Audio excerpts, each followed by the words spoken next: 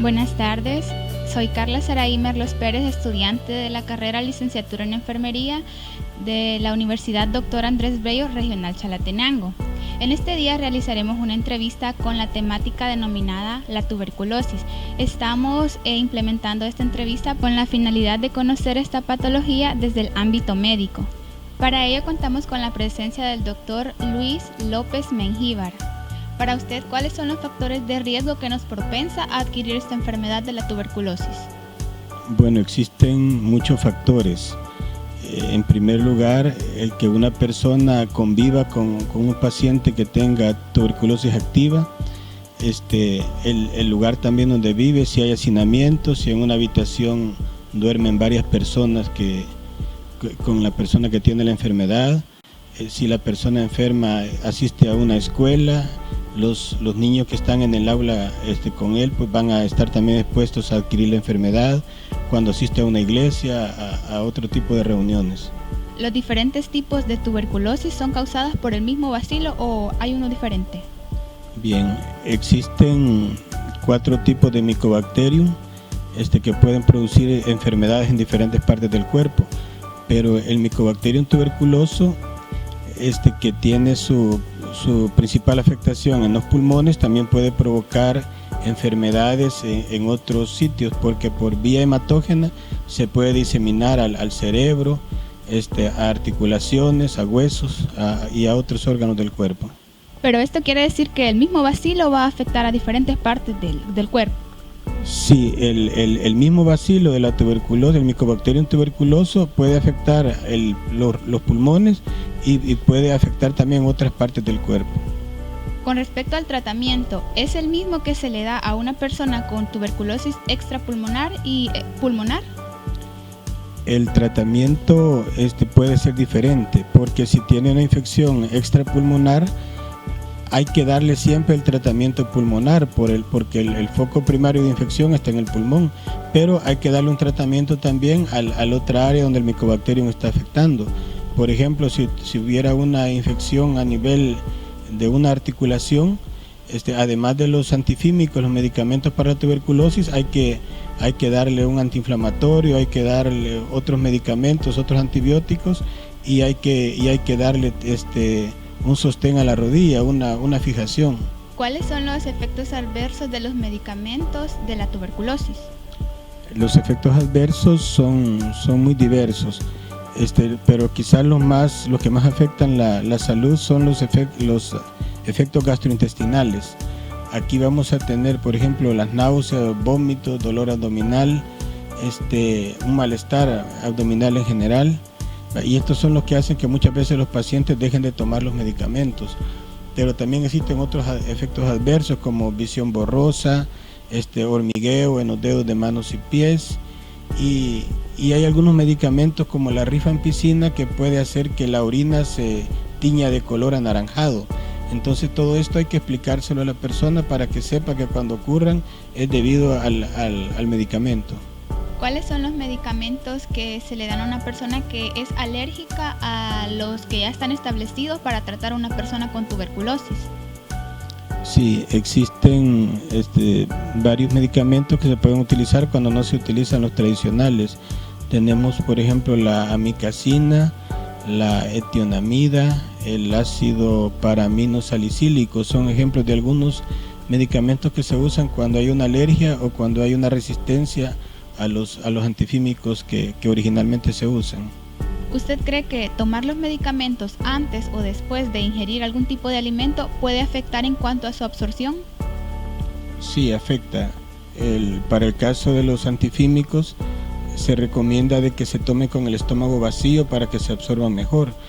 Por ejemplo, la rifampicina se debe de tomar de esa manera.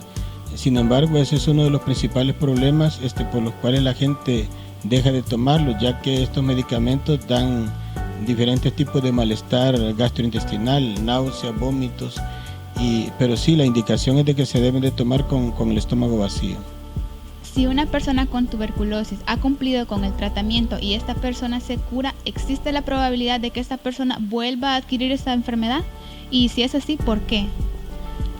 Sí, existe la posibilidad de que pueda volver a enfermar debido a que si existen los mismos factores que la llevaron a contraerla. Por ejemplo, vive en un lugar donde hay una persona que tiene la tuberculosis activa, aunque esta persona se haya curado, podría volver a contraer la enfermedad.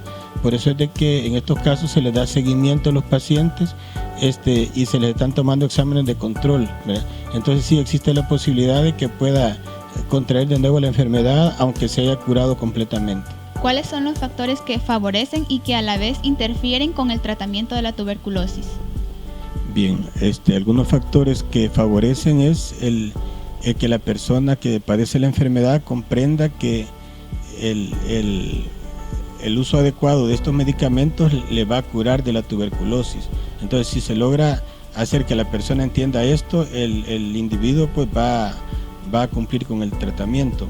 Otra cosa que favorece es que en nuestro país los antifímicos son gratis. El Ministerio de Salud los brinda gratis, y eso hace pues que a la gente no le genere ningún costo el tratamiento. Recordemos que los tratamientos son muy largos, ¿verdad? Duran meses, años, y entonces el hecho de que se brinden gratuitamente pues le favorece también a que la persona pueda llevar su tratamiento. En cuanto a qué cosas no son favorables, en primer lugar tenemos el hecho de que estos medicamentos, como ya mencionamos anteriormente, producen efectos adversos. Entonces la gente, cuando siente náuseas, dolor abdominal, muchas veces no los ingiere, no los toma. Y la otra es de que son tratamientos muy largos, entonces las personas algunas veces lo pueden llevar por meses o por un año, pero luego dejan de tomarlo, ¿verdad? Porque como decimos, son tratamientos muy prolongados y ellos ya se sienten bien y consideran que ya se recuperaron, y no es así. El tratamiento se debe de completar, porque de lo contrario la enfermedad va a regresar pronto. ¿Qué complicaciones tendría en el embarazo una mujer que está infectada con esta enfermedad? Bien, podría tener varias complicaciones. Recordemos que la tuberculosis es una enfermedad que desgasta el cuerpo de la paciente, y cuando ésta llegue al final del embarazo, en el momento del trabajo de parto, va a tener que hacer un gran esfuerzo, y una paciente con tuberculosis le afectaría mucho porque sus fuerzas, su energía va a estar disminuida. Esto sería por un lado. Y también tenemos de que las pacientes tuberculosas pueden tener hijos con muy bajo peso, ¿verdad? Niños incluso prematuros, ¿verdad? Y esto pues hace que el niño se vuelva más vulnerable a contraer alguna enfermedad después del nacimiento. Si el bebé al nacer no recibe la vacuna de la BCG que lo protege contra la tuberculosis meningia, ¿qué probabilidades existen de que éste la padezca? La vacuna de la BCG precisamente sirve para eso, para evitar la tuberculosis meningia, esta forma de tuberculosis. Entonces, si el niño no es vacunado, existe un riesgo de que pueda desarrollar esta enfermedad, pero el riesgo existe en todas las personas que no fueron vacunadas. Sin embargo, los niños son los más vulnerables, entonces sí existe un riesgo. Hemos finalizado con esta serie de interrogantes, dándole las gracias al Dr. López por haber tomado a bien asistir a nuestra entrevista, en la cual ha aclarado muchos puntos sumamente importantes para nuestro desarrollo académico.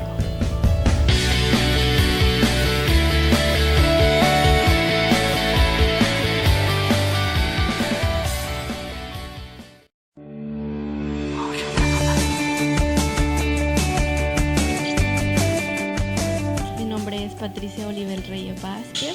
Este día estaremos hablando sobre la tuberculosis y los cuidados nutricionales que se deben tener en pacientes que han sufrido con esta patología.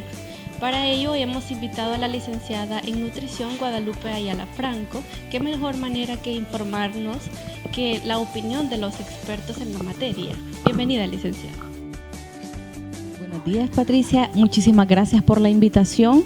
Aquí vamos a estar respondiendo todas las incertidumbres que se tengan acerca de la patología, ya que es una temática muy importante que está afectando a la diferente tipo de población, en nuestro caso salvadoreña. Licenciada, desde su punto de vista, ¿qué es la tuberculosis? La tuberculosis se ha catalogado sobre todo como una pandemia a nivel mundial, ya que afecta a 1 de cada 10 personas alrededor del mundo. Entonces, esta es una enfermedad causada por la Mycobacterium tuberculosis, que afecta directamente el sistema pulmonar, así como también se ven implicados otros sistemas como es el inmunológico y el gastrointestinal. Y hay muchas complicaciones que esta enfermedad puede acarrear a las personas que se ven afectadas. ¿Cuál es la vigilancia nutricional que se debe realizar en los pacientes afectados?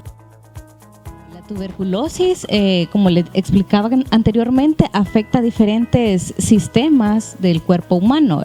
Entonces, una de las centralizaciones en la parte de la atención nutricional con el paciente con tuberculosis es la vigilancia del estado nutricional como tal, debido a que los pacientes se les ve comprometido porque hay un catabolismo, entonces pierden peso demasiado rápido. Además, se les vigila lo que es la parte de la hidratación, ya que los pacientes afectados tienen muchas sudoraciones nocturnas y hay también una producción de flema aumentada acompañada de sangramiento. Entonces, la parte alimenticia y la parte nutricional tiene que ser muy cuidadosa y vigilar el control del peso, ¿verdad? Que el paciente no pierda demasiado peso, administrándole una dieta balanceada, rica en proteínas, rica en calorías, y la suplementación de multivitamínicos también es indispensable en este tipo de pacientes. Como dijimos anteriormente, los pacientes afectados deben de cuidar su alimentación. ¿Cómo saber o qué alimentos deben estar permitidos y restringidos en los pacientes afectados?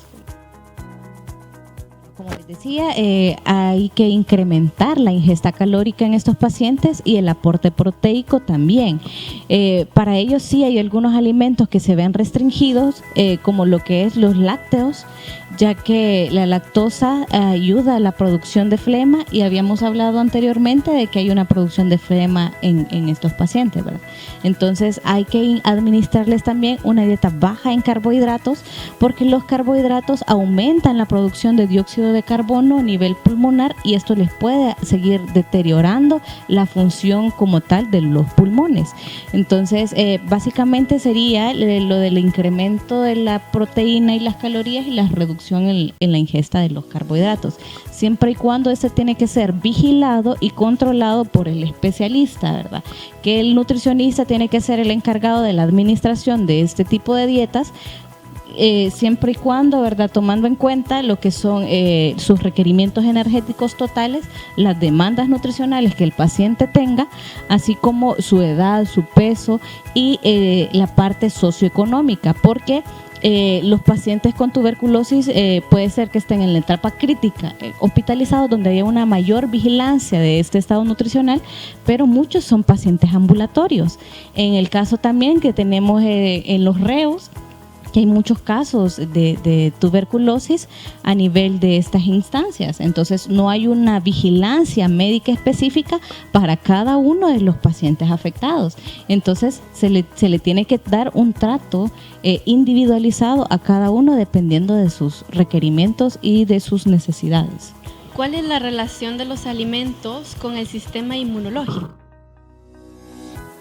En los pacientes con tuberculosis hay que suplementarlos con vitamina C, ya que estos ayudan a mejorar el sistema inmunológico, ya sea por medio de los alimentos como tal, obteniendo los fitonutrientes del producto fresco, ¿verdad?, o a la suplementación por medio de fármacos, ¿verdad?, que pueden hacerse ya sea con la administración de las píldoras o jarabes, dependiendo de la edad del paciente afectado, o también en los alimentos que los podemos encontrar en aquellos que sean cítricos, ¿verdad?, como la naranja, la mandarina, el limón, las fresas, que son muy importantes para el consumo del paciente. Cabe incluir el hecho de que el paciente afectado generalmente es con condiciones económicas de muy poco acceso. Entonces, esto también se ve muy afectado, ya que si no se tiene una vigilancia como tal en un centro de asistencia, es muy difícil que el paciente pueda administrarlo a su cuerpo y poder tener una recuperación pronta de la enfermedad. Entonces hay que tener esa vigilancia, ¿verdad? De que si no tiene las condiciones adecuadas, económicas, para poder comprar los suplementos, o si no hay personas que los puedan ayudar, entonces por medio de la alimentación se pueden consumir esos tipos de frutas que le van a ayudar para mejorar su sistema inmunológico.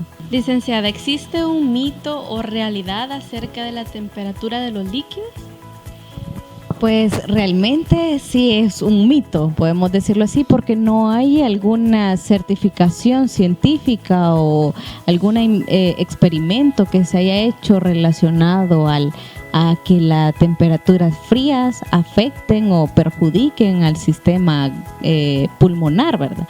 Ya que es más, recomienda cuando hay inflamaciones del tubo o de las amígdalas que el paciente consuma alimentos fríos, porque esa temperatura ayuda a disminuir la inflamación. Entonces, el que consuma alimentos que estén muy fríos o muy calientes, no hay ningún problema, ya que el cuerpo es tan maravilloso que se encarga de regular la temperatura una vez han sido ingeridos. ¿Cómo afecta el consumo de medicamentos a nivel gástrico? Bueno, sabemos que los medicamentos que se administran en este caso, en esa patología, son 4 tipos de antibióticos que afectan directamente el tracto gastrointestinal, provocando muchas irritaciones. Si hablamos específicamente de la isoniazida, esta se absorbe mucho mejor cuando el estómago está completamente vacío. En cambio, si se administra con alimentos ricos en grasa, se disminuye la absorción hasta de un 50% del efecto que debería de hacer el antibiótico. Por lo tanto, este debe de administrarse 1 hora antes de la comida o 2 horas después de haberse ingerido cualquier alimento, ya que este fármaco también puede afectar reduciendo las concentraciones de vitamina B6 en el sistema, y esto puede afectar la producción también de vitamina C, del calcio y del fósforo. Es por eso que los pacientes con tuberculosis es necesario la suplementación, debido a que los fármacos también influyen en la absorción y en las concentraciones de este tipo de vitaminas que son vitales para el funcionamiento normal de nuestro organismo. Licenciada, hablábamos anteriormente de que el paciente debe de llevar una dieta rica en proteínas. ¿Por qué? Bueno, como les explicaba, hay un catabolismo en los pacientes con tuberculosis, entonces hay un incremento de las necesidades energético-proteicas, debido a que la depresión del músculo se ve afectada para la producción de energía y poder cubrir todas las necesidades fisiológicas normales del cuerpo. Entonces, el paciente debe de incluir proteínas en los alimentos para evitar que esta depresión muscular se dé. Para ello necesita ingerir carnes, huevo. En el caso de los lácteos dijimos de que tienen que estar reducidos por la producción de flema. Y como les decía anteriormente, tiene que ser vigilado por una prescripción nutricional dependiendo de los requerimientos del paciente. ¿Una persona afectada con esta patología puede realizar alguna actividad física? Tomando en cuenta que la actividad física, ¿verdad?, no nos referimos a un deporte o a una disciplina de alto rendimiento, sino que la actividad física nosotros lo vamos a tratar como el movimiento del paciente afectado. Entonces, él, ya que su sistema pulmonar está siendo afectado, el intercambio de gases de oxígeno y del dióxido de carbono está disminuido, ¿verdad? Entonces, por lo tanto, el rendimiento no va a ser igual. Pero si tenemos un paciente con tuberculosis que tiene obesidad, entonces a ese sí lo podemos incentivar haciendo más que ejercicios de resistencia, ejercicios de respiración, ya que le va a ayudar a manejar más la respiración por medio de inhalaciones profundas, meditación como el yoga, el tai chi se puede utilizar, y el paciente puede realizar este tipo de actividad sin comprometer tanto el sistema respiratorio. Y de esta forma se ha comprobado también que hay una reducción de peso haciendo este tipo de ejercicios, entonces se puede realizar. En el caso de los pacientes que tienen una desnutrición, entonces a estos no los vamos a obligar o recomendarles hacer actividad física porque van a perder mucho más peso del que ya tienen. Entonces lo que queremos es estabilizarlos ganando peso por medio de la alimentación adecuada. Entonces va a depender, como les decía, desde el principio cada caso es completamente diferente y no se puede generalizar que todos los pacientes con tuberculosis se van a tratar igual, sino que es de forma individualizada, tomando en cuenta todos los factores como la edad, el peso, el sexo, la altura, su estado socioeconómico, su ambiente familiar, todo eso se toma en cuenta para llegar a una sola decisión, que es el beneficio y la pronta recuperación del paciente. Bueno, hemos concluido con esta entrevista. Agradecemos en gran manera que esté compartiendo con nosotros sus valiosos conocimientos, que sabemos que no hay mejor manera de informarnos que con la opinión de los expertos en la materia, como vimos anteriormente, y esperamos que se hayan aclarado todas sus dudas. Muchas gracias a ustedes por la invitación, por tomarme en cuenta y por dedicar de su tiempo también para poder hacer este tipo de actividades que son muy beneficiosas, ya que están ayudando a otras personas a conocer más sobre esta problemática.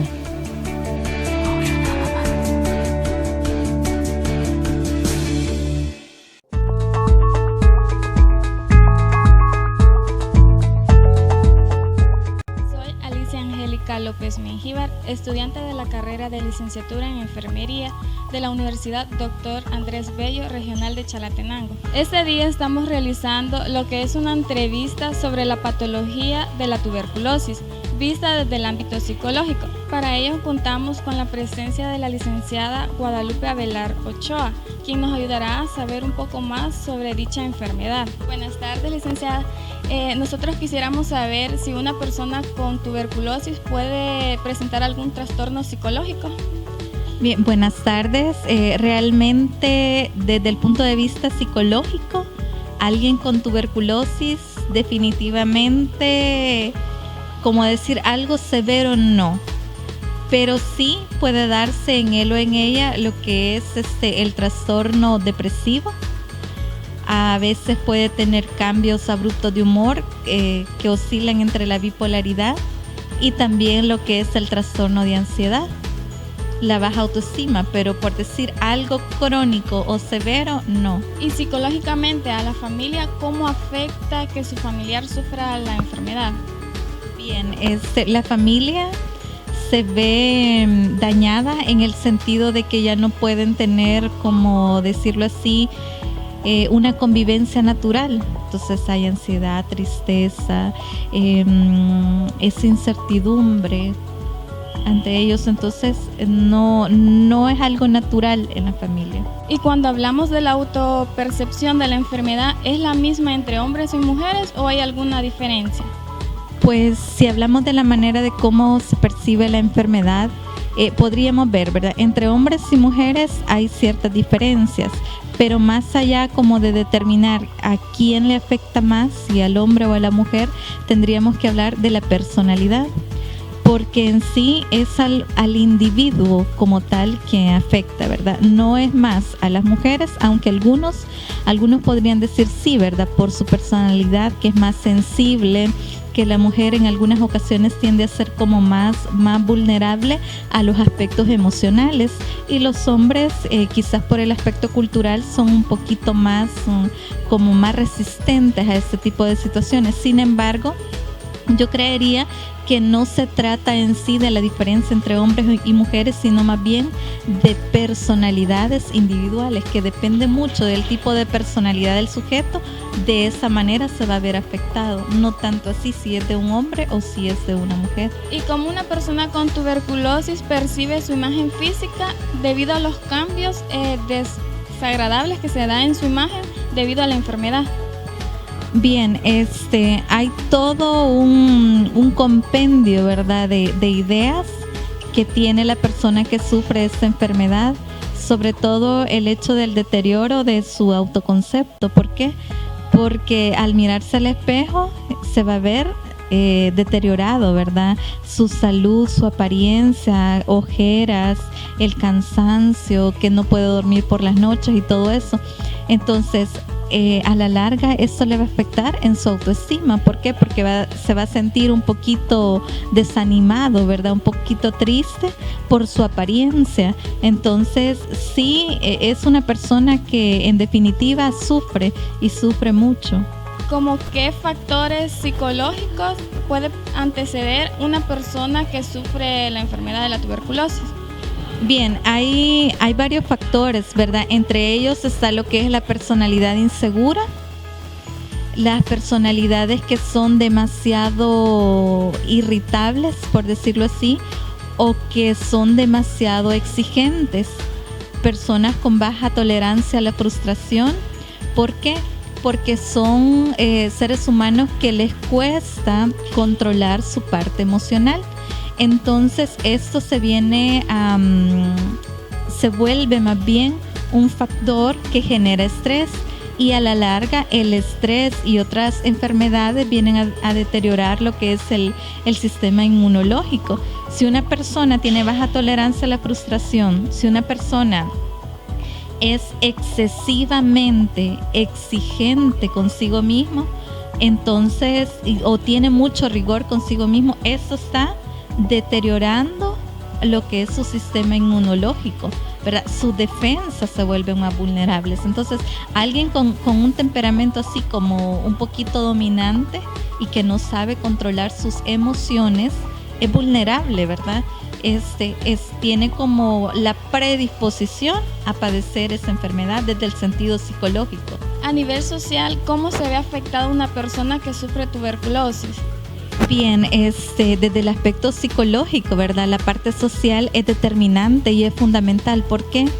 Porque las personas mismas con las cuales la persona se ha relacionado anteriormente, de repente al darse cuenta de que es alguien con tuberculosis, experimentan rechazo, experimentan aislamiento, repudio, asco, ¿verdad? En casos extremos. En otros casos, la sociedad es comprensiva.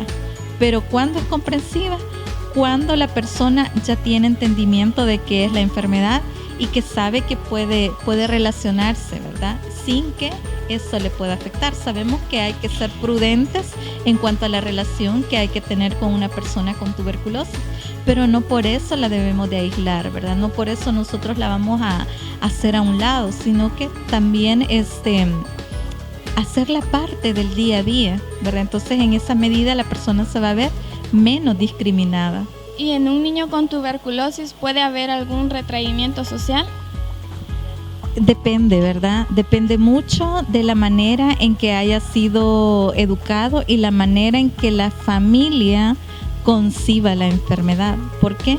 Porque si la familia le hace ver que sí tiene una enfermedad, pero que esta enfermedad es tratable, que es nada más cuestión de un proceso de seguir, ¿verdad?, el tratamiento, él no se va a ver afectado. Pero si la familia lo ve como algo del otro mundo, como algo aterrador, entonces esto sí le va a afectar, ¿verdad? Él se va a como ensimismar, se va a adentrar sobre sí y va a ser bien poca o nula la interacción que tenga con otras personas, pero va a depender en gran medida de la familia, del entorno, cómo se le presente la enfermedad. ¿Cómo ayuda o cómo afecta la autoestima en la pronta recuperación de una persona que padece tuberculosis? Bien, eso también depende, ¿verdad? Porque si la persona tiene una buena autoestima, si su familia le apoya, esta persona no va a tener una autoestima estable, claro que no, ¿verdad? Por los otros síntomas que están ahí. Sin embargo, si tiene un nivel moderado de autoestima, eso le va a ayudar en su recuperación. Pero si es una persona con baja autoestima, su recuperación va a ser más tardía, ¿verdad? ¿Por qué? Porque la persona no se va a querer ni levantar, no se va a querer ni bañar, ni hacer nada del tratamiento que se le está dejando. Entonces, el nivel de autoestima es determinante para la recuperación de un individuo con tuberculosis. ¿Y una persona con tuberculosis puede desarrollar esquizofrenia durante dicha enfermedad? No, ¿verdad? Porque la esquizofrenia es algo muy aparte, es otra enfermedad totalmente distinta a lo que es la tuberculosis. Posiblemente se tiende a confundir por la sintomatología de alucinaciones y todo eso, que sí, en el momento, ¿verdad?, puede confundirse, pero no, definitivamente eso no es esquizofrenia. ¿Por qué? Porque la esquizofrenia, como ya sabemos, ¿verdad?, es una enfermedad que se adquiere ya sea biológicamente o ya sea por una lesión orgánica, por un trauma que la persona tenga. No es causado por la tuberculosis como tal. ¿Qué tipo de terapia se le puede brindar a una persona que sufre tuberculosis? Bien, existen dos tipos de terapia, ¿verdad? Una es la terapia psicológica y también la terapia farmacológica.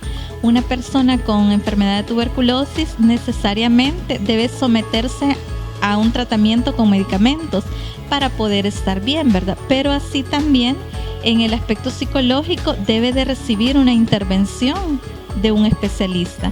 Dentro de las terapias que se pueden ocupar está la terapia cognitivo-conductual. Ahí lo que se hace es trabajar con la persona y una de las técnicas que podemos utilizar es la biblioterapia, es decir, dejarle a una persona un libro de superación personal, un libro de pensamientos positivos que le haga llenar su mente, ¿verdad?, con nuevas ideas. Entonces, eso sería también enseñarle a la persona a manejar la enfermedad desde la aceptación. Eso va dentro de la parte conductual, enseñarle a la persona a cómo comportarse en ese momento, a aceptar su enfermedad y saber que desde el optimismo va a poder superar esa etapa de vida. Está también la terapia humanista, en la cual a la persona, más bien aquí se trabaja con la familia. Se le enseña a la persona, al grupo familiar, a aceptar al miembro que padece la enfermedad como alguien normal, ¿verdad? Como alguien más que está sufriendo y entender el dolor de esa persona, entender el sufrimiento y cada síntoma que la persona está atravesando. Entonces, en ese sentido le llamamos terapia humanista desde el sentido psicológico, ¿verdad? Y está otro modelo que es el modelo sistémico de terapia, en el cual hacemos parte a la familia, educamos a la familia en cuanto a lo que es la sintomatología y cómo debe de ser tratada la persona, ¿verdad? No escandalizarse, no discriminarla, ¿verdad?, sino que aceptarla, entender a la persona con su padecimiento, pero como lo hemos venido hablando, desde el sentido de la aceptación, no de la discriminación. Bueno, y así finalizamos con lo que es la entrevista, agradeciéndole a la licenciada por su aporte brindado y esperando que queden claras algunas dudas que tengamos sobre dicha enfermedad.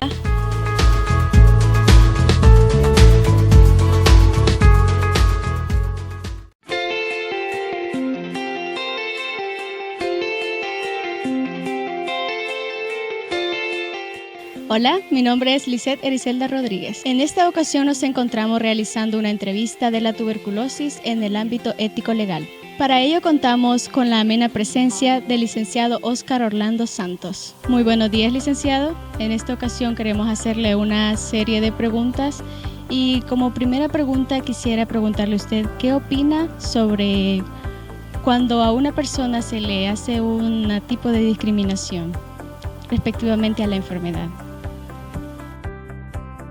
Buenos días, Lisette. Es un placer estar con usted este día respondiendo a su interrogante respecto a la discriminación que puede surgir en una persona con tuberculosis.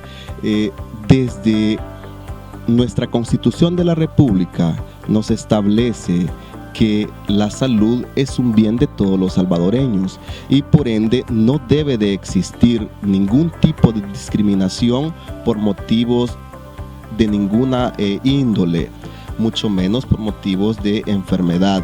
Todos somos iguales ante la ley y eso lo dice nuestra norma marco, la Constitución de la República. Desde allí nos está dando la posibilidad de que todos estemos protegidos sobre cualquier tipo de discriminación, y tratándose de una persona con enfermedades de esa naturaleza, pues deben de ser protegidas en sus derechos como pacientes. Muchas personas se ven afectadas con este tipo de discriminación y en muchas ocasiones no saben a qué institución poder recurrir. ¿Nos podría decir usted cuáles serían? Muy bien, Lisette. Tenemos varias posibilidades de acudir a ayuda en caso de un tipo de discriminación de esta naturaleza. Por ejemplo, la institución idónea para presentar una denuncia o una queja al respecto sería la Procuraduría para la Defensa de los Derechos Humanos en principio. No obstante, contar con otras instituciones como por ejemplo la Fiscalía General de la República, la Policía Nacional Civil, dependiendo el grado de afectación en mi derecho como paciente o como persona con este tipo de virus o infecciones. Pero también lo ideal en estos casos sería primero acudir a las instituciones de salud para que me puedan ayudar con ello, ¿verdad? Pero si en las instituciones de salud yo no encuentro respuesta a mi problemática, entonces queda expedita la posibilidad para que estas instituciones puedan recibirme mi denuncia o mi queja y así poder tener una asistencia como ciudadano. En el ámbito médico, ¿qué derechos tiene un paciente? En el ámbito del área de enfermería o asistencia sanitaria, al enfermo de cualquier tipo de patologías le asisten todos los derechos que como personas tenemos, porque repito el tema de la Constitución de la República. Desde el artículo 1 y 2 de la Constitución establece un catálogo de derechos que tenemos como ciudadanos, y entre ellos entran todas las personas que padecen algún tipo de patología. El Código de Salud en su artículo 65 en adelante también establece los derechos que le asisten a todos los usuarios del sistema sanitario en nuestro país.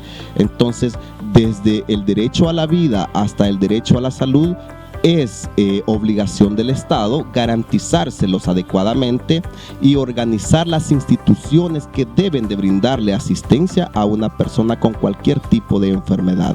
¿Cuáles son los deberes que tiene una persona infectada con tuberculosis para prevenir el contagio frente a las demás personas? Dentro de los deberes que puede o que debe de tener un paciente infectado con tuberculosis, desde mi punto de vista, en principio, pues acudir a un centro asistencial, ¿verdad? Ese es un deber y además un derecho para que le puedan tratar su enfermedad, pero además evitar el contagio de una forma deliberada frente a los demás, porque esto podría considerarse incluso un delito penal porque se ha realizado con alevosía y ventaja algún tipo de contagio. Pero también tiene el deber de, ya cuando está frente a la asistencia de salud, dar información o brindar información veraz y eficaz para poder controlar o saber adecuadamente cuál va a ser el protocolo de asistencia que se le va a dar a ese paciente, porque generalmente se acude al aislamiento del paciente mientras se realizan las pruebas necesarias para determinar si esta persona es positiva a ese tipo de infecciones. ¿Un trabajador en cualquier ámbito que sea su desempeño puede ser despedido simplemente por tener esta enfermedad? Para dar respuesta a su pregunta, tendría que decirle que definitivamente no, porque estaría vulnerando todos los derechos laborales que le asisten a esa persona como trabajador. Y para ello ya existen determinadas leyes de protección a ese tipo de vulneración. Una persona desde la Constitución de la República le asiste todos los derechos necesarios. Por ende, la discriminación en el centro laboral se convertiría en un objeto de investigación de parte del Ministerio de Trabajo para deslindar responsabilidades cuando algo así sucede. Es el Ministerio de Trabajo el principal obligado a investigar y llegar a deslindar responsabilidades para ver quién o de qué forma fue esa vulneración y, de ser posible, llegar hasta una sanción administrativa para la persona que fue la que provocó ese tipo de discriminación. ¿Un privado de libertad infectado con la tuberculosis tiene los mismos derechos que una persona que no está en retención? Definitivamente, el que una persona se encuentre recluida en un centro penitenciario no es motivo para discriminarle bajo ninguna circunstancia. Los derechos de esas personas siguen intactos aunque esté en estado de reclusión. Las únicas limitantes a su reclusión es algunos derechos que ya la ley establece taxativamente que no pueden gozar de ellos, porque es una forma de castigo que la sociedad les ha impuesto por haber cometido un delito, como por ejemplo el derecho a la libertad deambulatoria, a circular donde ellos quieran, como lo hacemos todas las personas que no estamos en esa condición, a tener una cuenta bancaria o un crédito bancario. Ellos no pueden acceder a ello, no pueden acceder al sufragio, no pueden votar en una elección popular, porque son limitantes a su libertad. Pero los derechos a la salud, derechos fundamentales como derecho a la vida, derecho a los alimentos, derecho a la vivienda, al trabajo, todos esos derechos son exactamente los mismos que nosotros como personas comunes tenemos. El que ellos estén recluidos no debe de ser limitante para que gocen de todos esos derechos, y principalmente el derecho a la salud, porque el que una persona recluida tenga la infección de tuberculosis no significa que es menos que los demás. Al contrario, necesita mayor atención porque puede ser un riesgo muy grande el que esta persona esté rodeada de una comunidad muy abundante en los centros penitenciarios y que no haya un control sobre el tratamiento para su enfermedad. Los centros penitenciarios son los encargados por mandato de ley para que puedan brindarle la asistencia necesaria y oportuna a este tipo de personas en caso que pueda darse algún suceso dentro de un penal, por ejemplo. ¿Qué opinión tiene usted acerca de ciertos rumores que existe tráfico de flemas infectadas en centros penitenciarios? Bien, respecto a esa pregunta, quiero aclarar que no tengo conocimiento muy claro de ello, pero igual puedo darle mi opinión al respecto, ¿verdad? Muchos de los privados de libertad buscan cualquier estrategia que les pueda ayudar a sobrellevar su encierro, y entre ellos podría darse ese caso de tráfico de flemas infectadas con tuberculosis para obtener algún tipo de beneficio dentro del centro penitenciario, como por ejemplo que le asistan fuera del centro penitenciario en instituciones adecuadas para ese tipo de tratamiento. Pero definitivamente se da, o si se da, sería con el propósito de obtener algún tipo de beneficio personal. Ya no sería con el propósito o con alevosía y ventaja para poder contagiar a sus compañeros, sino que para obtener algún tipo de beneficio. Pero como le repito, es algo que desconozco, un tema que desconozco. De esta manera culminamos esta entrevista, agradeciendo al licenciado Oscar Orlando Santos por habernos orientado respecto al ámbito legal sobre la enfermedad de la tuberculosis. Muchas gracias, licenciado. Fue un placer haber compartido con usted. Muchas gracias, Lisette. El placer ha sido mío poder ilustrar un poco sobre ámbitos legales que pueden ser aplicados en la vida cotidiana.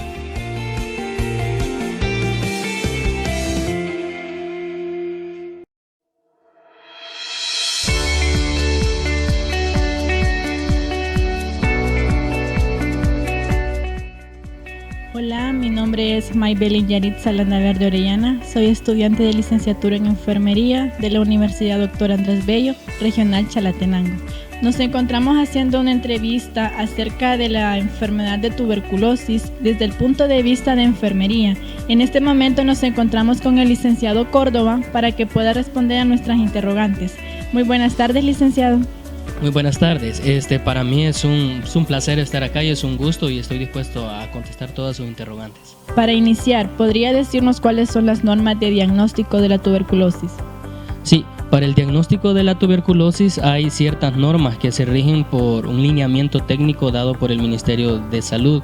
Entonces, dentro de los cuales el lineamiento da múltiples opciones para el diagnóstico de la enfermedad.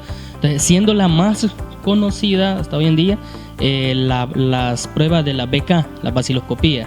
Entonces, no quiere decir que sea la única, hay muchas otras que son de apoyo, que ahí queda a criterio del médico, ¿verdad? Entonces, si a un paciente se le sospecha tuberculosis, entonces el médico deja como prueba de diagnóstico más temprana las baciloscopías. Entonces, claro, a enfermería corresponde en el momento de indicar, de que el médico indique una baciloscopía, le corresponde la educación a ese paciente, cómo se la va a tomar, qué medidas tiene que seguir para la buena toma de esas muestras. ¿Cuáles son las medidas de prevención que se le brindan a la familia de una persona con tuberculosis? Bien, hay múltiples opciones que el personal puede tomar en cuenta a la hora de brindar medidas de prevención. Primero, se considera que el grupo de familia con el cual convive el paciente se consideran contactos. Entonces, a estos pacientes, se consideran contactos, entonces son considerados en este momento como pacientes, ¿verdad? Aunque no padezcan la enfermedad como tal.